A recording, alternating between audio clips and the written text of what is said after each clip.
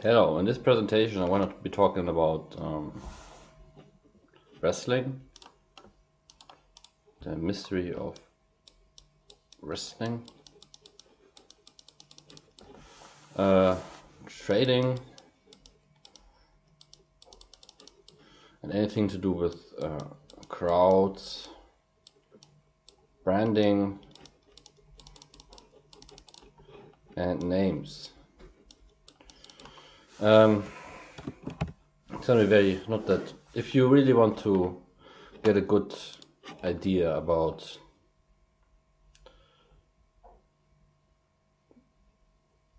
there's a big mystery in the universe. There's the obvious, there's a very, in every, the first, one of the first symbols you see is the Ouroboros. If you look at anything mystical or something, it's a snake eating its own tail. There's also the recycling logo on every on every German product. There's the idea of a circle. There's also another. Let's get a bit. Then you can also put this into two halves. One has a wings, the dragon with wings, and a dragon without wings. And you can say the one with wings represents mind or thought, and the other one represents the body or matter. And that there's a circulatory re-referencing or feedback loop between the mind and the body. Why is that? Okay, let's just say this. Well, the thing is,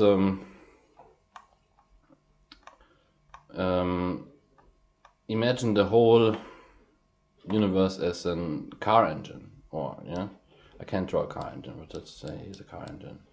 And now the problem is, it needs gas. It has a gas tank, and it's the problem is it runs for infinity. It runs for infinity. Now the gas gets depleted over time, and it would just end at some point. And in science, it's called entropy. I think that heat death of the universe, that the universe will run out of energy over time. There's also a paradox in science. I think if you get a petri dish and you start bacteria colonies here, so at the beginning there's almost zero order. So we get the time, order, time, there's zero order, and it goes up because these bacteria colonies reproduce and they create order. I think the paradox is they consume more energy than there's something here. I should look it up now, but the idea is that the creation of order takes energy out of the system. They consume the nutrients here, and they create order, meaning they replicate, and you get colonies. But the whole there's order goes up, the available energy goes down. If you wanna make energy here, energy goes down over time. I think that's if you wanna chance and necessity. I already forgot what I was written there. So the problem would be, wouldn't it be nice if the universe could generate fuel again for itself? Well, this is that's very abstract. A human has to eat food, so he has to go out and find food that costs energy. He has to kill an animal or eat some plants, and then the digestion takes energy, and the idea is he should have a plus at the end of the day. Otherwise, he should have surplus energy that he can spend fantasizing about sex and shit, and then he gets sleepy and goes to bed, and the circle starts anew. Now, if we go to wrestling now, what is the cool thing about wrestling? Let's go to the side view. Here's the typical wrestling arena. There is crowds on the side. There is a wrestling ring. There are the wrestlers. Let's make the wrestlers red. There are wrestlers here. They fight. There is what's a passive color to make the crowd is not that passive in wrestling, but let's make them passive now here. And there's also there's a ref. Let's make him blue. There's a ref. And if you're watching it on TV, there are gonna be commentators sitting here, and they're gonna and it's a television event. It is a television event. Live is also awesome, but you get into this by watching it on television. Otherwise, you wouldn't know the names of the wrestlers. You wouldn't be interested in the fight. If you in Germany, there's a little federation called whatever. It costs $20. Best time ever. And I didn't know the wrestlers, but it was huge fun watching wrestling, even if you don't know the wrestlers. But people get into this by watching it on TV. So usually there is a story being told, and there is a good guy, a babyface. Let's call him just good guy, hero. There's a hero and there's a villain. And the problem the wrestling company faces is, how do I first of all, they have to make it interesting.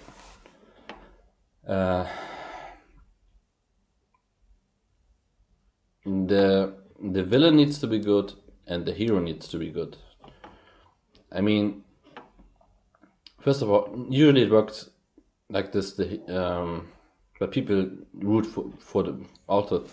Now everyone is in on this. Okay, let's go into this. Everyone is in on the big joke of wrestling that it's all made up. That's fascinating.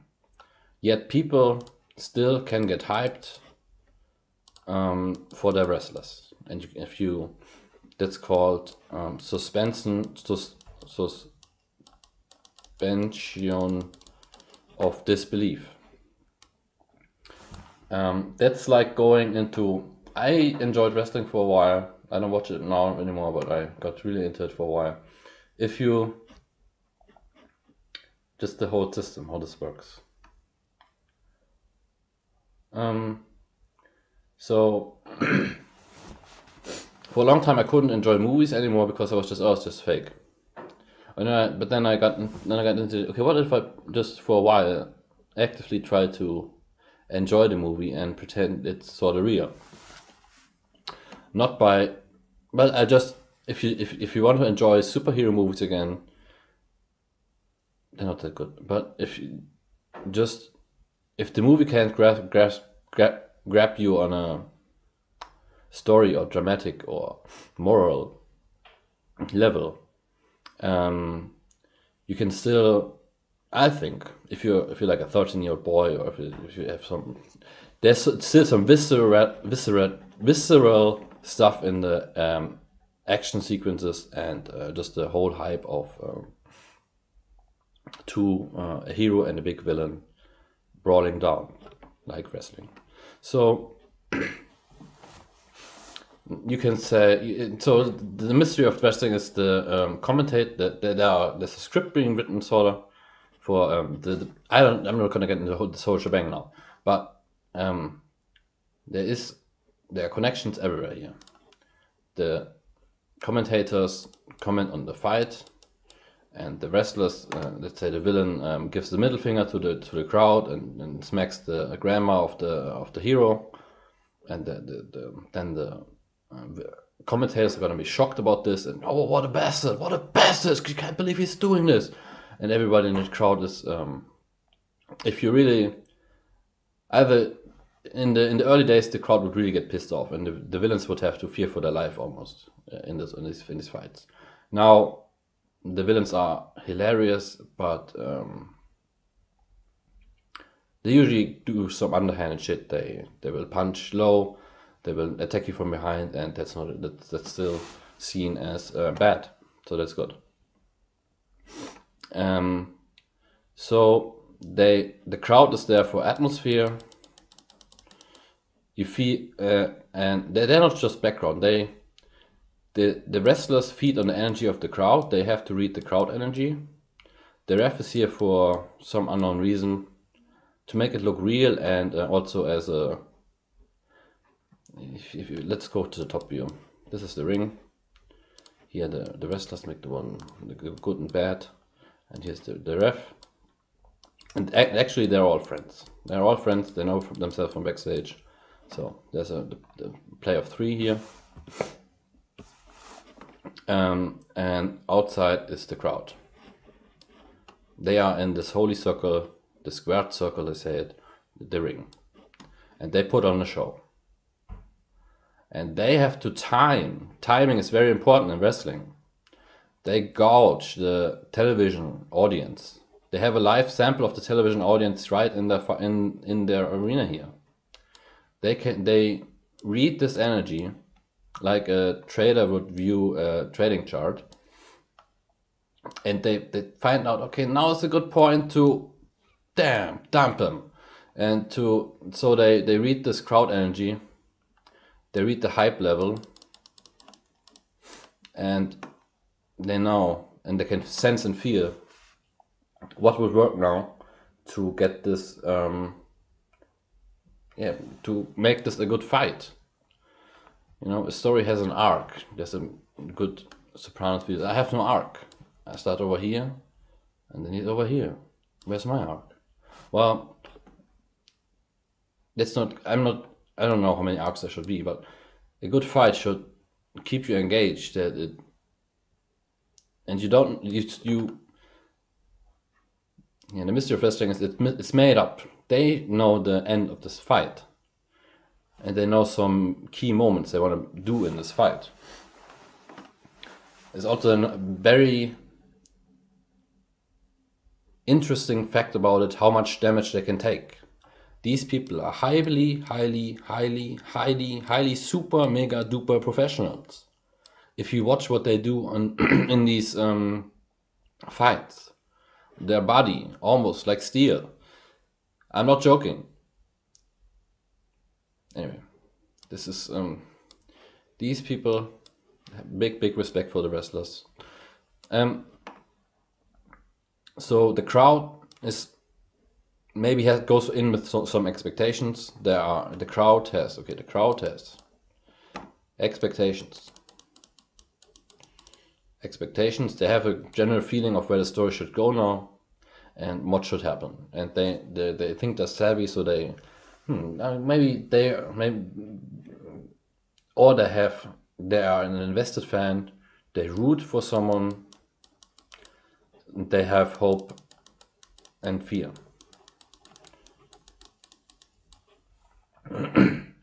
This was the old way. People just used to root for one guy. Now we have experts who try to one-up the business, and it would be strategic for the WWE to now do this, and then they analyze it all statistically and don't get really into the fight. They just hope their expectations are and their predictions come true, so they can whatever. So now this whole thing is back then. It used to be this. Wrestling used to be much simpler. People just rooted for the villain, for the hero, and didn't want the villain to win. Now we got the experts in here that also have to be tricked. That's one level of difficulty added to this whole shebang. So okay, now this is per fight basis. Per fight, there's this. And you want to as a wrestling company, you want to maximize something here. You want to maximize for, I don't know. You maximize for reactions. That's the per fight basis. The wrestling company should maximize for reactions. There's a big warning here. Don't do cheap shit. If there was one fight where Hulk Hogan just finger poked someone and that got a big reaction, but they sacrificed their own reality in the process. Nobody, I think, I'm not sure about this, but this was a huge scandal. Everybody hated wrestling for a while because they were Hulk Hogan for this. They went for a short-term paycheck and they sacrificed the long-term. So this is the short-term. You should go for reactions so people are kept invested in your story.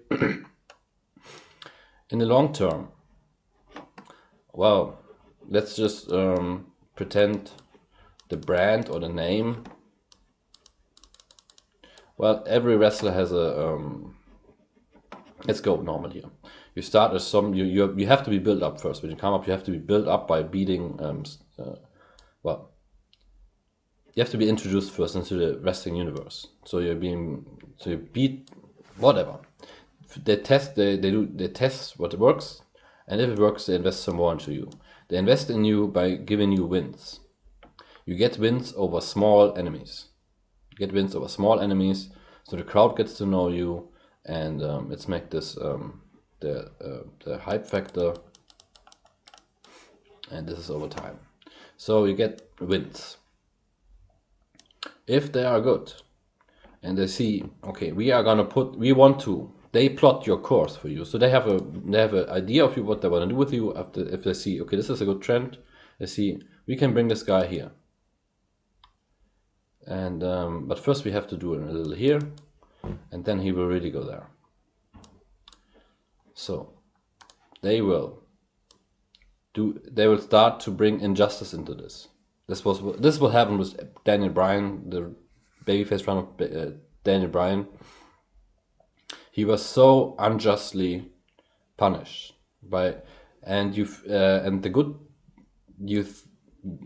thought, or whatever, the crowd thought, the company is punishing this really, really good wrestler. They are not using him right, and now he's getting all this loose.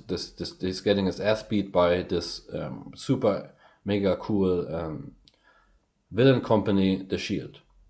But then he beats The Shield. Holy shit! He beat the unbeatable, unbreakable villain force that stopped every fight. He just beats them. Big move up. And he went on to beat someone on WrestleMania. And then long time. After some time, I think John Cena's retired now. You get too old for wrestling.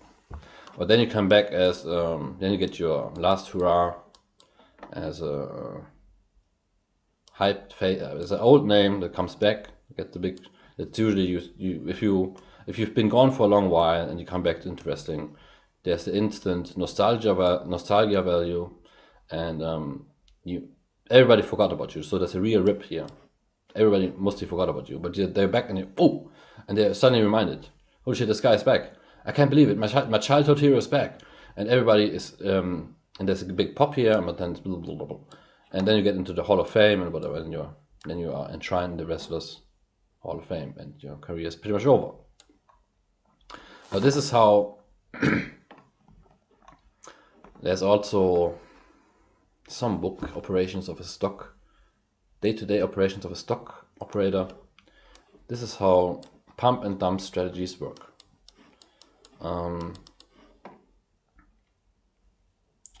Let's call them insiders. They know the market is dumb. Okay, so we have to, what we do? Well, we pick some random stock they have to pick some stock that's not, that they can, what kind of stock? A stock not so big that, well, these insiders have a certain power. let's say they have connections to the press in forms of the press. Let's go to 1930s. They have the press and they have some power with the press. Or they have other power, they have money. If you have money and you start trading, here's a stock, a normal stock, an unknown stock, and you have enough money to make it go up when you buy it. That's the property of the stock, the market, whatever. Some stocks, everybody can make move. Everybody can make move. Some penny stocks. There are stocks that have a market cap of less than 1 million. You can make them move on the chart, and it will look like, oh my god, it's going up. Anyway, let's say you are smart enough to buy.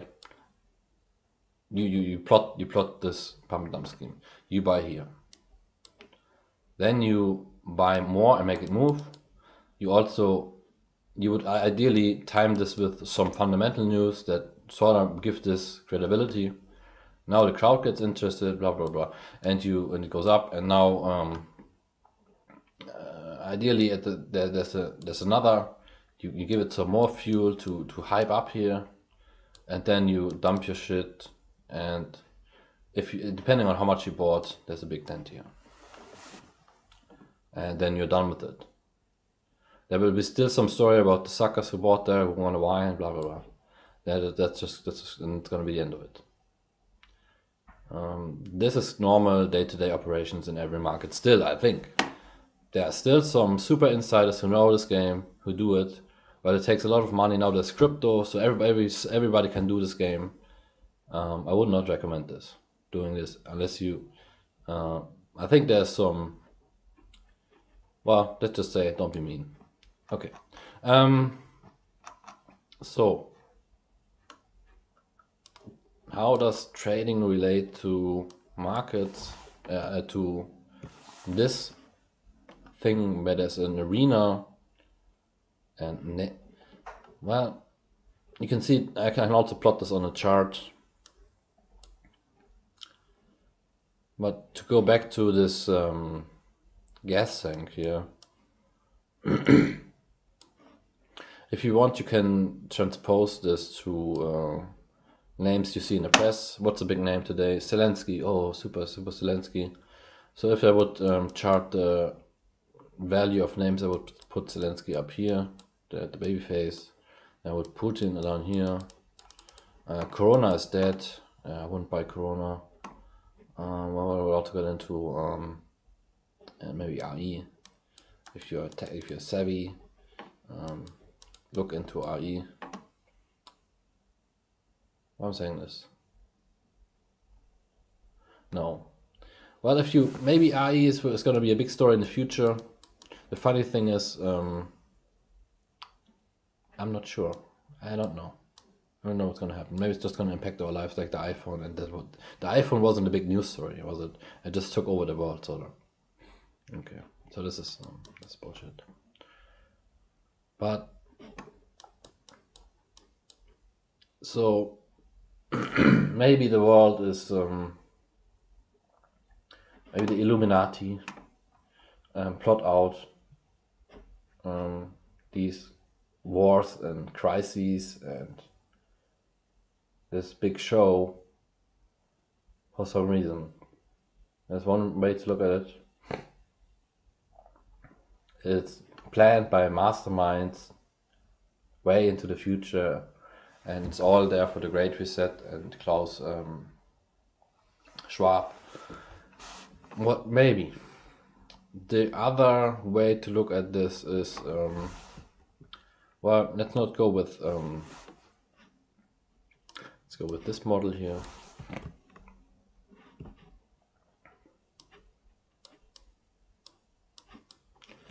You and me.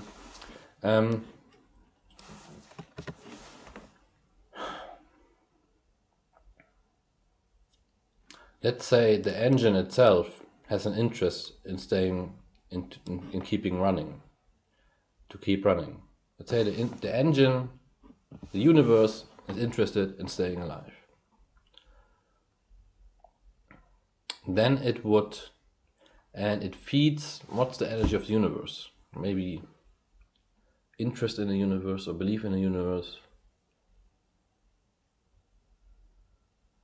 I'd say the interest feeds on people. Then it would have to, and the gas is lives and souls of people. Okay. So if you were to hurt people as power, like in the Matrix, I'm not saying there's a. If you just have to take up your VR goggles and you are in you walk into another different reality, and there you take off your VR goggles and you're in another different reality. That's super scary. I don't like that. I don't like the thought of actually being plugged in like a worm somewhere and just dreaming this reality. But if we don't go if there's just one world and one universe, and we are at the best, we are at the realest universe we know. I mean, there could be always another one, but what's the point in speculating there? You would just end up devaluating the one you've come to know, the reality right here. So, but what if this reality you know? Here's your eye. Say you look outside. This eye, you look and you see some reality. This reality is not that interested in you, but just make this 8 billion eyes here.